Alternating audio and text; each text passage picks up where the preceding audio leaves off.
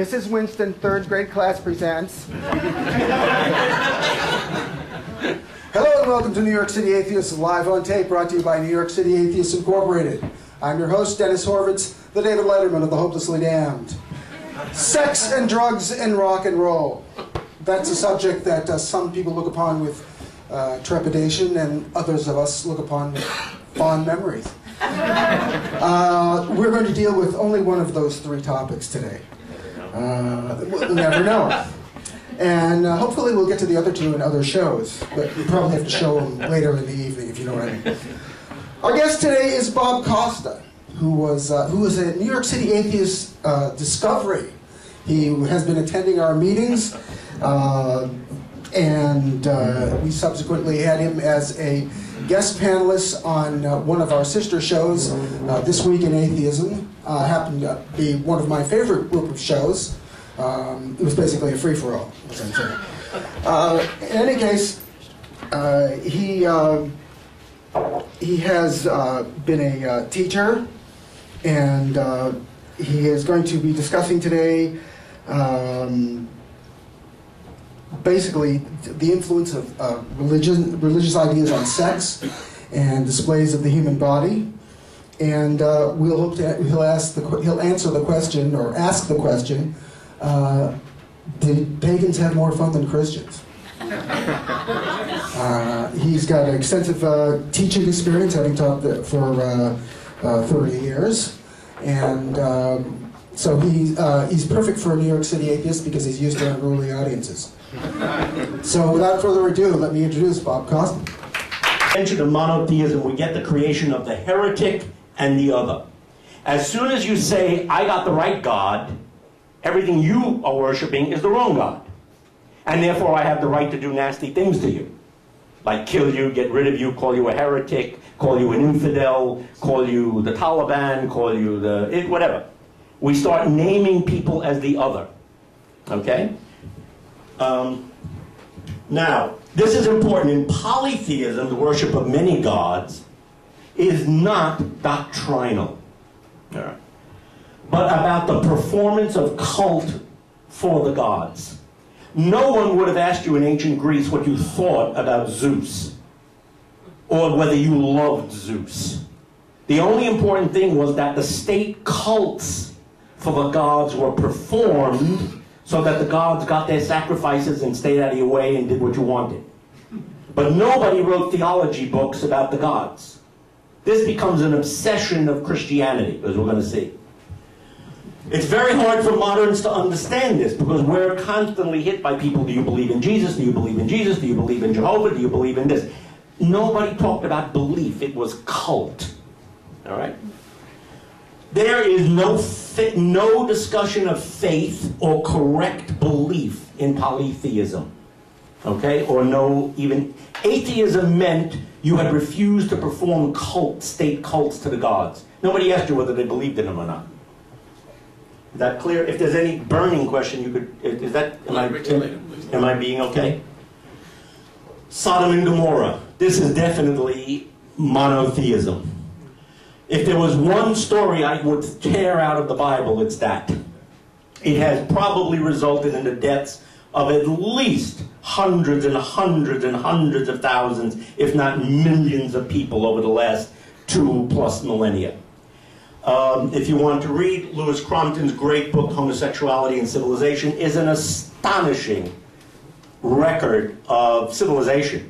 And in the last chapter, after he writes this amazingly erudite 900-page book, which I just finished last year, and I learned more about sex than I ever thought I knew. But in the end, in the final chapter, he has a chapter on China, Japan, the Arabs, and he says in the end, he said, you know, I don't really want to be nasty about the Judeo-Christian stuff. But there is no other civilization or culture that has so demonized sex in the body like the Judeo-Christian religion, especially the Christian part. All right? It's a unique hatred of sex in the body, which you do not really find anywhere else. And it's certainly not in this form. Michael Rock's incredible book, Forbidden Friendships, I'll talk about when we get to the Renaissance, Homosexuality and Male Culture. Mark Jordan, The Invention of Sodomy in Christian Theology. You know, We always hear every day in the paper, sodomy this, sodomy that, someone's accused of sodomy, someone's arrested for sodomy. Sodomy was an invention of Christianity. No one before Christianity was penalized. There was no, first of all, the word didn't exist. It had to come from the Jewish story in the Old Testament. The Greeks and Romans, they knew about sex, plenty. But nobody was ever arrested for sexual acts except rape. That was a crime of violence. All right? Now, you were not free to go around doing anything you wanted. There were parameters. But no one was put on trial, etc., for crimes of sex. Sexuality was decriminalized. All right? Essentially. And so that's what I say there. Now, I don't understand people like Mark Jordan. He's a Catholic priest. He's gay. He was thrown out of Notre Dame for writing that book, he says in the introduction, but apparently still clinging, so many people like that, I don't know what they're doing. I don't know. Just get out. I don't know. All right, now we're going to a breath of fresh air. We're getting out of that ideological mess. We're going to the fresh air of the Greeks. Here we have this beautiful red-figured Greek vase. Priam approaches Achilles, imploring him to return the body of his son Hector. How many of you have read the Iliad? Know something about the Iliad? Now, whenever I'm teaching the Greek stuff, the Iliad, it's just overwhelming, the difference in the two worlds you've come to. In the Old Testament world, maybe I'll read this now, just before we get to the Greeks. This is my teacher de Saint Croix, in this extraordinary thing he says. He says, I do not wish to give the impression that the Romans were habitually the most cruel and ruthless of all ancient imperial powers. Which nation in antiquity has the best claim to that title I cannot say, as I do not know all the evidence. He's lying, he did. On the basis of such of the evidence as I do know, however, I can say that I know only one people which felt able to assert that it actually had a divine command to exterminate whole populations among those it conquered, namely Israel. Nowadays, Christians, as well as Jews, seldom care to dwell upon the merciless ferocity of Yahweh, as revealed not by hostile sources, but by the very literature they themselves regard as sacred. Indeed, they contrive as a rule to forget the very existence of the incriminating material. I feel I should mention, therefore, that there is little in pagan literature quite as morally revolting as the stories of the massacres allegedly carried out at Jericho, etc. Then he talks about the Gibeonites, how this text was used. The Gibeonites are shown as escaping total destruction by Israel only because they had previously deceived Joshua and the leading Israelites into making a sworn treaty to spare their lives by pretending they had come from afar. Their fate was to be perpetual servants of the Israelites, their hewers of wood and drawers of water in perpetuity. Text often quoted today, when the book was written, as scriptural justification for apartheid.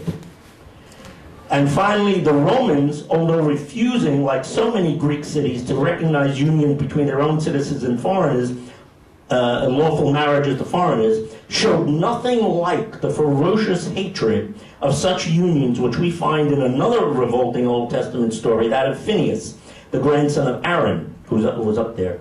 He kills Simri, the Israelite, and his Midianite wife, Cospri, spearing the woman through the belly, and thereby earns the warm approval of Yahweh and the cessation of a plague that Yahweh had sent on them that had killed 24,000 over the marriage.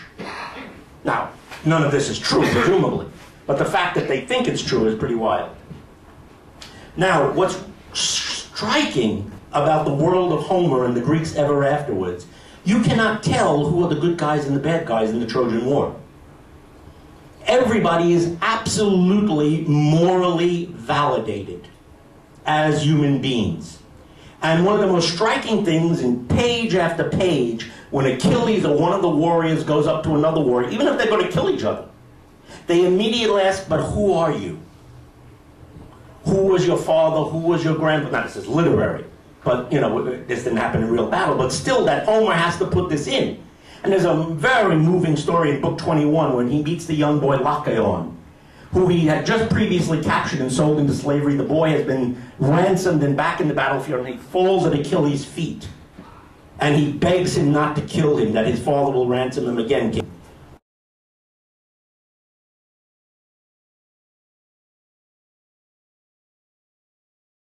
This is the fate of men in battle. But he is utterly humanized. Note, when Jason and Yahweh are killing people, it's because they're infidels in the other. They are not seen as human.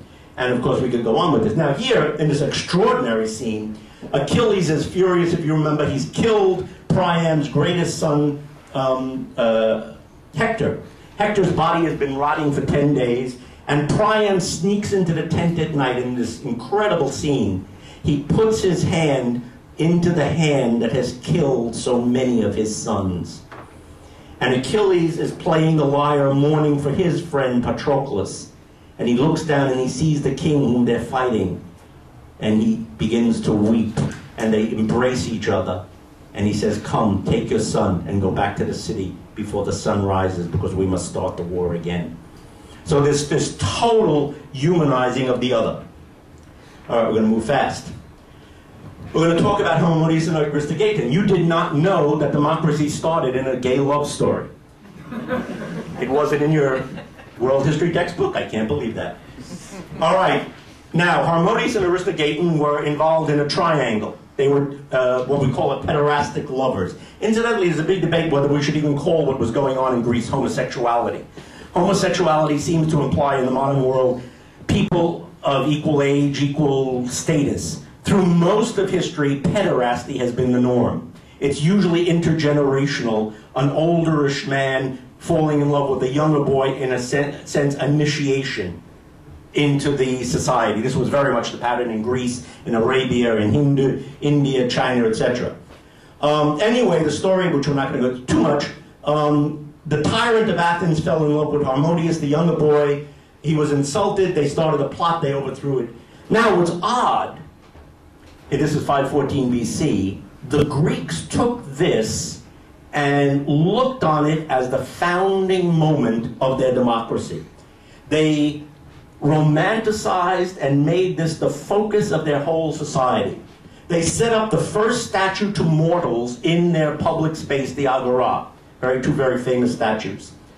All private and state functions began with prayers and sacrifice to the two lovers. Drinking songs, scholia, was sung at the beginning of every party or symposium in their honor. Before the party would start, you would pour wine to the spirits of the dead lovers, because they had founded the democracy. And what is so difficult for Americans to understand is that for the Greeks, the polis was the city of love. The polis is Eros. The chief god that you would worship in the gymnasium, the city, and war, aside from Athena or whatever goddess or god was the patron, was Eros. On the great state occasions, all men and boys came with their lovers to the graves of the tyrannicides, and they would swear loyalty to the polis, to their democracy and the gods, and recited the Ephebic Oath. How many of you know the Ephebic Oath? Where each of them would hold hands and they would say, at the end of it, "We will transmit this city not only less, but greater and more beautiful than it was transmitted to us." Very beautiful statement. When the statues were stolen by the Persians, Alexander the Great returned them to the Greeks when he came into power. This is a beautiful coin with the statues in place from the 5th century. Incidentally, just a little bit about politics, which is so hard. There are no functioning democracies in the world now, in the eyes of the Greeks. All current forms of organization are oligarchies, plutocracies, and worse. One of the main things that what you learn from Aristotle's Politics, etc., is elections were looked upon as a tool of oligarchies and plutocracies to control who ruled, as they still are. The real feature of democracies was the lottery. And this drove oligarchs and plutocrats wild. Because in every Greek city where there was a democracy, most of the offices on a low level were filled by lot. So the oligarchs and the people in power, like Bloomberg just won his election by buying it, and it's just a common rule in America, you buy elections, etc. That was impossible because everything was by lottery. And there were two reasons for that. First, to give everybody the experience of ruling and being ruled, and to know how the machinery of the state worked. All right? There were elections, but for only high offices and things, so that's pretty interesting, I think. All right, now, Aeschylus. How did this affect theater? Right after the 9/11 attacks, Tony Randall had a performance down here at Pace University of the oldest surviving play in world literature, The Persians. Remarkable play. It was one of the most stunning performances I've ever been to in my life. When the whole country was going on about the other, the Arabs, the Islamic fascists, the this, the other, Tony Randall said, look at what the Greeks did. 8 years after the Persians had invaded Athens and burned the temples, in the great theater, the world's first known playwright, Aeschylus, the equal of Shakespeare in most people's opinion, and we only have 7 of his 90 plays.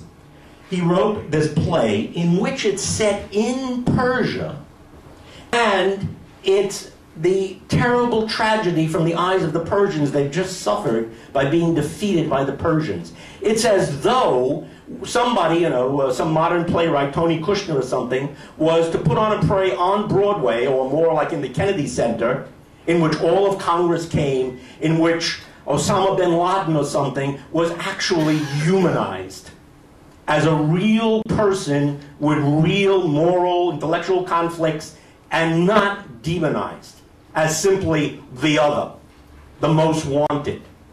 All right? Now, you have to realize, incidentally, that's, a lot of this we get from pots and things, but I can't go into that.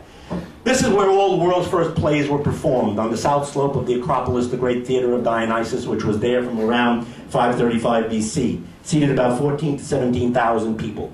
Basically, the whole state came out for the great festivals of the plays. So you're realizing that the whole Athenian population is sitting there listening to this play in which the queen and Xerxes are talking about the tragedy and the generals and the friends they've lost. And above them, the Athenians could look up, just as we could have looked up at 9/11, and seen the burned temples that the Persians had just done 8 years before. And yet Aeschylus is saying, but they're human. All right? Even though we might fight them, they're our enemies, they too are no different. That's an extraordinary, imaginative, moral, and it's almost unique in world history. Very few people are capable of that. This is the best preserved of all the Greek theaters, the great theater of Epidaurus. It was also a great medical sanctuary where there were cures. It was kind of like Lourdes or something, but more high class. It was upmarket Lourdes, with real science of the day. All right, now the other thing, the invention of the Greeks besides the theater, is the gymnasium. Not just your tennis, New York tennis racket court or stuff. Anybody know what gymnasium means? Gymnos means naked. It's the naked space, the naked room. Why? Because all athletics and sports was performed naked for the Greeks. The Olympic Games, the Pythian Games, all the Pan-Hellenic Games, everything was naked. All right, we can't, it's great for me if they bring that back, but I don't think it's going to happen. Not soon anyway in America, or anywhere. Now, this is we have this beautiful gymnasium from Pompeii, which was buried in 79 AD. Now, for the Greeks, the gymnasium was not a diversion. It was the place where women probably had their own, although we know far less about that, where they became citizens under the gaze of other men. All the great philosophical schools of Plato, Aristotle, etc., were taking place in the gymnasiums. All right? So all day long you would sit and watch the naked men of philosophy. This was not an accident of the Greeks, because for the Greeks, the greatest thing you could do for the gods is be like them.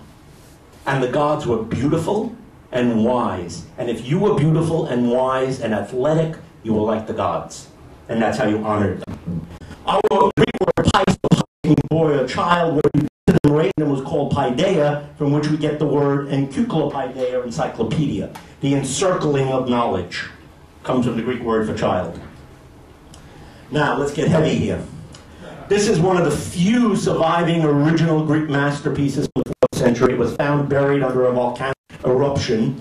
It's the famous statue of Hermes with the infant Dionysus by Praxiteles. We know that because the ancient guidebook to the area by Pausanias, thank goodness for Pausanias that we have Pausanias, so that we don't get nudes. You might get naked, like in Mayan art, but they're not stylized. They're not attempts to create aesthetically a stylized cultural artifact. Unfortunately, this is a little dark.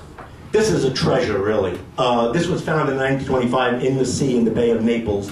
One of the very, very few original Greek bronzes. Anybody know why we don't find many bronze statues? They were melted down. At some point, a bronze statue, when a war comes around, you melt it down for weapons or coinage or something. So very few survive. Almost all of them that we have found were either buried in volcanic eruptions or from the ocean. This extraordinary statue is a young Ephebe, possibly by Praxiteles also. You might want to read Andrew Stewart's Art, Desire, and the Body in Ancient Greek, the body as ideology. This statue is not nudity, it's an ideological statement about what a young man is supposed to be, how he's supposed to look, and how he's supposed to function in Greek society as both an object of desire and as a potential friend, citizen, and warrior. Everything he is doing, I could give a whole seminar on that statue, what he's doing, how he's standing, what it means. Everything means something. All right? That would have been originally painted. If it was a little lighter, you could see his glass eyes. Notice we're going to talk about, we're going to talk about his contrapuntos, where you have one leg. That was invented by Polyclitus. It becomes a meme in Western art, even in Hindu art. The Hindus get it when Alexander the Great conquers northern India. So we see it a lot in Hindu statues, Indian statues. It's called the line of beauty, that contrapposto. In the 18th century, Hogarth writes a book on it, and actually very important in Bach and 18th century music theory. They took this extremely serious. I mean, one of the courses I took up at Juilliard when I'm studying now, my professor just put the first fugue, the first prelude of Bach's Well-Tempered Clavier on the board, and he showed how the whole thing followed what we call the Pythagorean canon, which is the line of beauty. Bach did not do this by accident. This is a copy of the first nude female statue known in the world, also by Praxiteles. It was a statue of Aphrodite of Kninos. This famous legend is that the island of Kos asked Aphrodite to make a statue of the goddess Aphrodite, and when he made it nude, they were shocked and wouldn't buy it, so the nearby town of Knidos bought it, and it became one of the most famous statues of the world, very likely destroyed by the Christians, as we'll see later on. These are copies. This is a famous head in the Louvre, the Kaufman head. This is the Lodovici Aphrodite of Knidos, which is in Rome now, I think, in the collections. Supposedly the story is that his courtesan Phryne, one of his girlfriends, posed for it, and the story is that he had a nightmare one night, and Aphrodite came to him and said, Praxiteles, where did you see me naked to make me like that? All right, so he then puts it, incidentally in New York, where do we have a copy of this? Out in public. In front of the Plaza Hotel on top of the fountain. It's called the Venus Pudica, because she's holding herself modestly with her hand in front. It's called the Venus Pudica. There's a statue on the fountain. Next time go by, look at it. It's all around you. Now, this is very interesting. Are you all surviving? Is this intelligible? Yes? I'm making some sense? Yes, okay, all right. This is very, very interesting. My doctoral dissertation was, I didn't finish it, but it was going to be on sexuality in ancient Greece. So well, I know something about this. All right, Aeschines is particularly interesting because one of the things we've learned to do, we have quite a body of what we call the Greek orators have survived. That was basically trials, or a lot of it was trials. What we've learned to do is read it as sociology. And this man, Sir Kenneth Dover, a very great Greek scholar, he wrote a book called Popular Culture in Ancient Greece, and he made a very interesting observation. He said, you know, whatever you can say to a jury must be something that is commonly accepted values and mores of that society, or you wouldn't be able to say it to the jury. All right? You know, you can't tell the jury anything that they're going to be up in hackles about. All right? Now, This famous trial against Timarchus was first used by Foucault in his essay on a boy's honor. Timarchus was on trial for losing his citizenship on the claim that he had prostituted his body as a boy. He was apparently very beautiful.